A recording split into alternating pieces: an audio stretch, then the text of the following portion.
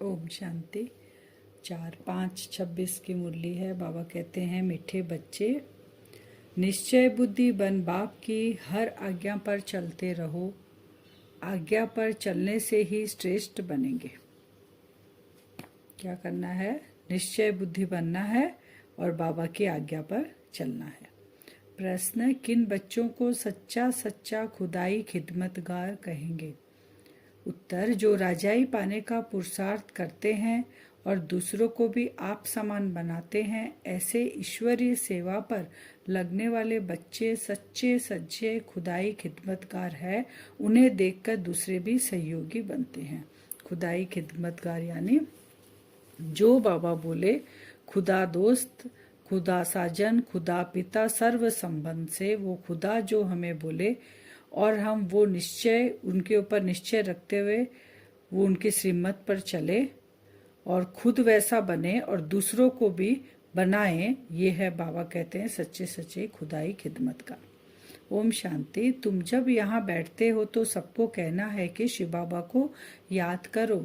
यह तो तुम जानते हो शिव बाबा है, उनके मंदिर भी जाते हैं, परंतु वह कोई भी नहीं जानते कि शिव बाबा कौन है। क्योंकि हम अगर जान गए तो हमारा काम क्या है? दूसरों को भी शिव बाबा का सही परिचय देना। इसी को ही खुदाई खिदमतगार कहा जाता है। तो वो कौन है? सिवाय तुम बच्चों के तो शिव बाबा की याद दिलानी है। यहाँ बैठे कईयों का बुद्धि योग कहाँ कहाँ भटकता रहेगा, इसलिए तुम्हारा फर्ज है याद दिलाना। भाइयों और बहनों, बाप को याद करो। जिस बाप से वर्षा मिलना है, तुम बच्चे सच्चे भाई बहन हो। वह तो सिर्फ मेल फीमेल के कारण भाई बहन कह देते हैं। लेक्चर में भी ऐसे कहेंगे ब्रदर्स सिस्टर। वह है भाई बहन शरीर के नाते से। बाबा कहते वो भाई बहन क्या है? शरीर के नाते से मेल फीमेल भाई बहन मानते हैं। और बाबा कहते तुम यहाँ पर क्या हो? सच्चे भाई बहन हो। हम सबका जितने भी हैं यहाँ पे यज्ञ में, हमारा ये पारलौकिक और अलौकिक पिता है। तो अलौकिक पिता है ब्रह्मा बाबा, तो भाई बहन हुए शरीर के नाते से, और पारलौकिक पिता है आत्माओं का पिता, तो हम सब भाई भाई हैं। तो यहाँ वह बात नहीं है। यहाँ तो आत्माओं को समझाया जाता है कि अपने रचेता बाप को याद करो, उससे वर्षा मिलना है। फर्क है ना? भाई बहन अक्षर तो कॉमन है। यहाँ बाप बच्चों को कहते हैं मुझ बाप को याद करो। वह शिव बाबा है रूहानी बाप, और प्रजापिता ब्रह्मा है जिस्मानी बाप। लौकिक अलौकिक भी है दोनों। तो बाप दादा दोनों कहते हैं बच्चे बाप को याद करो और कहाँ भी बुद्धि योग न जाए। बुद्धि बहुत भटकती है। बाबा बता रहे हैं भक्ति मार्ग में भी ऐसे होता है। श्री कृष्ण के आगे, क्योंकि सारा खेल मन बुद्धि का ही है ना, सूक्ष्म है ना ये, तो इनको कंट्रोल करना है, इनको सही रास्ता दिखाना है। तो उसमें बाबा कहते समय भी थोड़ा लगता है। तो जैसे भक्ति करते तो मन अगर श्री कृष्ण को याद में बैठे हैं तो इधर उधर भटकता रहता है, भागता रहता है। तो ये किसी को पता नहीं है। फिर बाबा कहते सिख लोग जानते हैं गुरु नानक ने सिख पंथ स्थापन किया, फिर उनके गुरु पोत्रे चलते आते हैं। जिसने धर्म स्थापक किया, फिर उनके बाद वो पीढ़ी चलती आती है ना। बाबा वही करें, वह पुनर्जन्म में आते रहते हैं। यह बातें कोई जानते नहीं सदैव, क्योंकि वो आत्मा जब आ गई यहाँ पे धर्म स्थापक करके वो वापस नहीं जाते, तो उसका जन्म कहाँ? यही होता है। तो वही बाबा कहते हैं सदैव थोड़े ही गुरु नानक को याद करेंगे। अच्छा समझो, गुरु नानक को व बुद्ध को व कोई भी अपने धर्म स्थापक को याद करते हैं, परंतु ये किसको थोड़े ही पता है कि अभी वह कहाँ है, मन उनकी आत्मा अभी कहाँ है। वह तो कह देते ज्योति ज्योत समाए, वाणी से परे चले गए, या कह देते श्री कृष्ण हाजिर हजूर है, जिधर देखो कृष्ण ही कृष्ण, राधे ही राधे हैं, ऐसे कहते रहते हैं। बाप बैठ समझाते हैं तुम भारतवासी देवता थे, तुम्हारी सूरत मनुष्य की, सीरत देवताओं की थी। बाबा कह रहे हैं जो राधे कृष्ण को मानने वाले हैं वो आत्माएं जो थी, उनका चोला उनको मिला था श्री कृष्ण का और राधे का। वो आत्मा अभी भी धरती पे है, अभी भी है, लेकिन वो आत्मा रूप उनका दूसरा है, माने शरीर रूपी चोला उनको दूसरा मिला है। अब वो आत्मा अपने को भूल गई है। जब परमात्मा आकर उनको याद दिलाते हैं कि इस शरीर के अंदर जो लास्ट जन्म में जो आत्मा है वो श्री कृष्ण की आत्मा, लेकिन वो पवित्र नहीं है, दिव्य गुण नहीं है, 5 विकारों में जकड़ी हुई है, तो मुझे याद करने से तुम मुक्त हो गए। ये बाबा का पाठ है। बाबा इस संगम पर आके हमें ये बताते हैं। तो बाबा कहते हैं तुम्हारी सूरत मनुष्य की है, सीरत देवताओं की थी। कब? जब हम सतयुग में थे।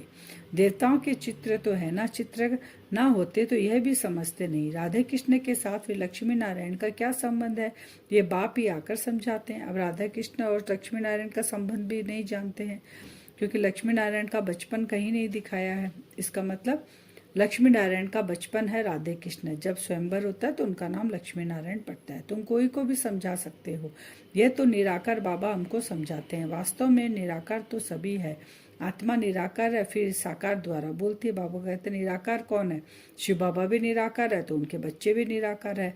लेकिन शिव बाबा निराकार है, और उनको जब बच्चों को समझाना है, पतित से पावन बनाना है, तो बाबा कहते हैं मुझे एक शरीर का आधार लेता हूँ, मैं जन्म मरण में नहीं आता हूँ। लेकिन हम आत्मा निराकार धरती पे आते हैं और साकार शरीर लेकर पाठ बजाते हैं।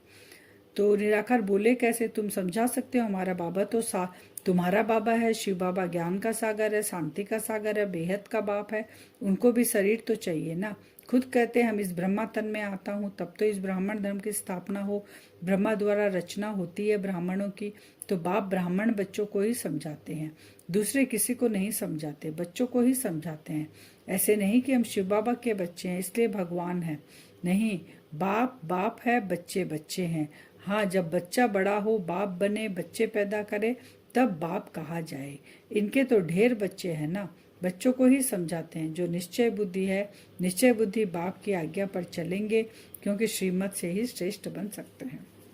बाबा कहते हैं बाप बाप ही है, बच्चे बच्चे ही हैं। शिव बाबा हम आत्माओं का पिता है, तो वो पिता है और हम सब उनके बच्चे हैं। फिर बाबा कहते हैं बेहद का बाप बेहद की बातें बैठ समझाते हैं। शिव बाबा कौन है? बेहद का है, तो हमें बातें भी बेहद की बताते हैं। यह बुद्धि में बैठ जाना चाहिए, हम भविष्य के लिए पुरुषार्थ कर उच्च पद पाएंगे। फिर बाबा बता रहे हैं अभी जो इतने बॉम्ब्स बनाए हैं, बॉम्ब्स भी अंदर बनाते रहते हैं। कोई भी चीज़ रखने के लिए थोड़ी बनाई जाती है। बॉम्ब्स पहले पहले बाबा बोले बॉम्ब्स बनाए तो उसका इस्तेमाल भी हो रहा है। फिर बाबा कहते हैं पहले पहले तलवार से लड़ाई चलती थी, फिर अब बंदूक बना दिए, काम में लाने के लिए, रखने के लिए थोड़ी बनाते हैं। समझते हैं इससे मौत होगा, ट्रायल तो की ना। अब बाबा कहते हैं हिरोशिमा में एक बॉम्ब्स थे कि कितने मरे, उसके बाद देखो फिर कितनी उन्नति की, कितने ढेर मकान बन गए। बाबा ये हमें क्लियर करें कि अभी तक तो क्या था, जैसे भी लड़ाइयाँ हो रही है और हो रही है, फिर भी सॉल्यूशन थोड़ा निकल जा रहा है, वापस वैसे ही माने वापस जैसे हिरोशिमा में हुआ, वापस वो तरक्की कर गया। लेकिन बाबा कह रहे अब जो विनाश होगा, बाबा क्या करना चाहता है कि हिरोशिमा में एक बॉम्ब से कितने मरे, उसके बाद फिर उन्नति कर ली, ढेर मकान बन गए। लेकिन अब ऐसा विनाश होगा जो हॉस्पिटल में पड़े रहे, हॉस्पिटल आदि तो रहेंगे नहीं। अब ऐसा सिचुएशन नहीं होगा कि विनाश होगा फिर हम हॉस्पिटल में एडमिट होंगे, डॉक्टर हमारा ट्रीटमेंट करेंगे। बाबा बोले ऐसा नहीं होगा, ना हॉस्पिटल रहेगा ना डॉक्टर रहेगा, सब एक साथ जाएंगे, कौन किसको बचाएगा। इसलिए अर्थक्वेक आदि इकट्ठे होंगे। कुदरती आपदाओं को कोई रोक नहीं सकता, कहते भी ये सब ईश्वर के हाथ में। अब तुम बच्चे समझते हो विनाश तो होना ही है, अकाल पड़ना है, पानी नहीं मिलेगा, सो तो तुम जानते हो, कोई नई बात नहीं है। क्योंकि अभी धीरे धीरे ट्रायल शुरू हो गया है, बहुत ज़्यादा कमी होने लग गई पानी की, खाने की, धीरे धीरे हो ही रहा है प्रॉब्लम, कहाँ मिल रहा है, धीरे धीरे कम होते जा रहा है। तो ये आगे जाके अति की तरफ चला जाएगा। तो कल पहले भी ऐसे हुआ था, कल्प का ज्ञान तो कोई में है नहीं।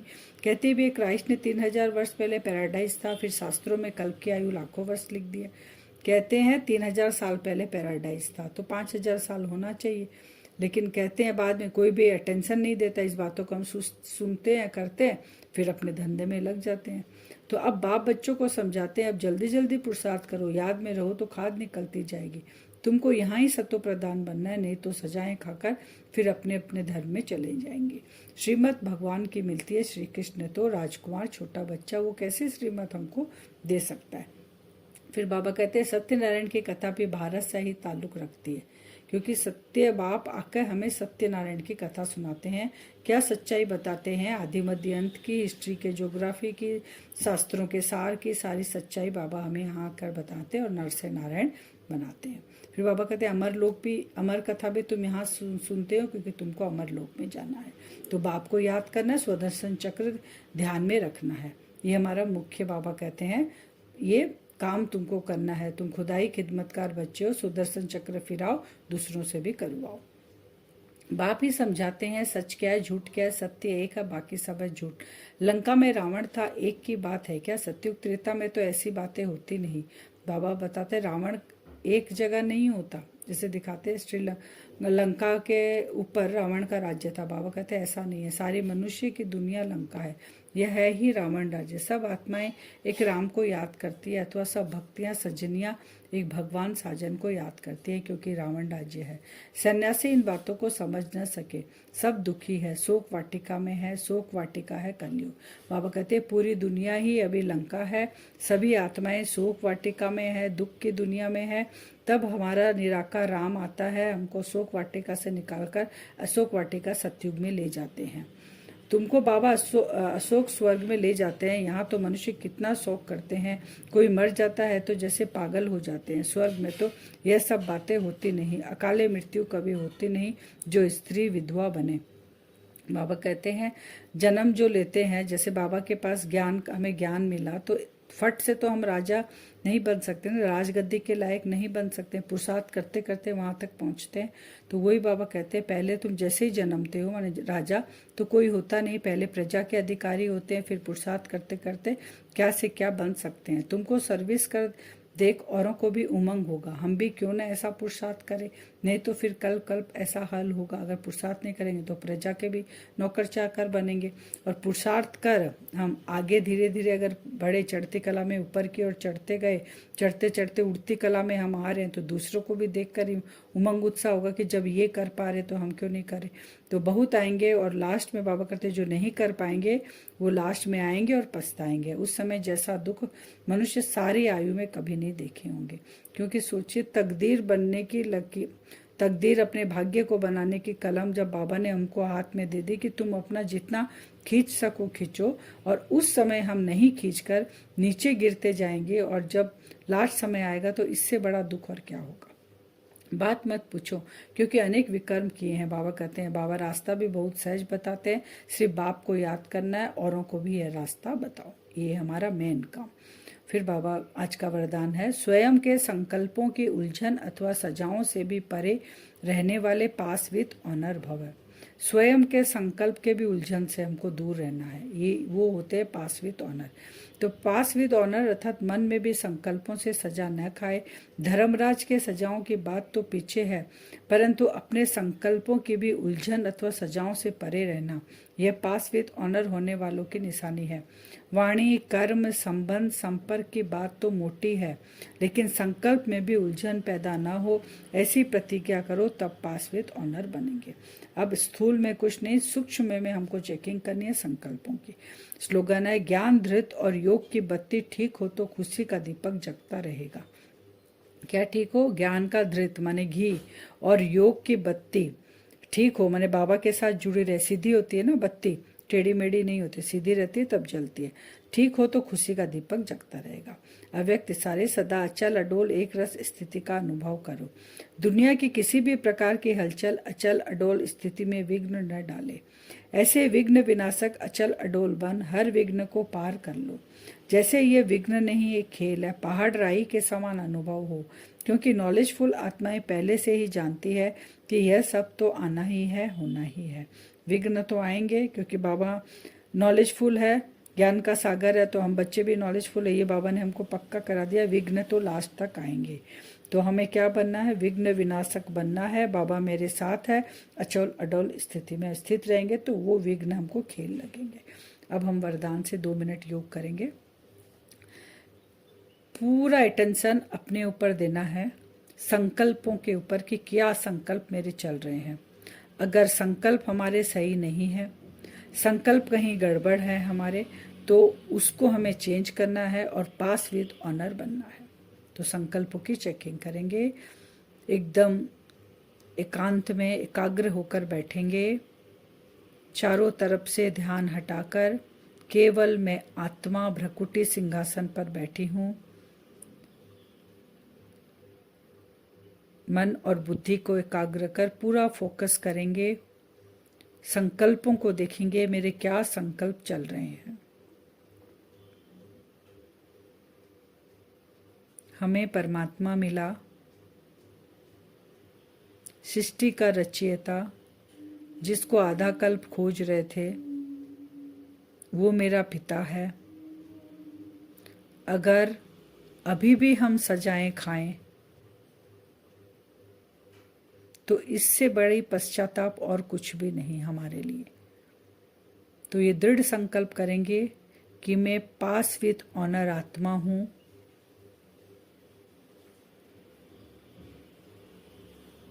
उस परमात्मा का बच्चा हूं, उसकी हर कार्य उस श्रीमत अनुसार मुझे करना है, हर संकल्प श्रीमत अनुसार करना है,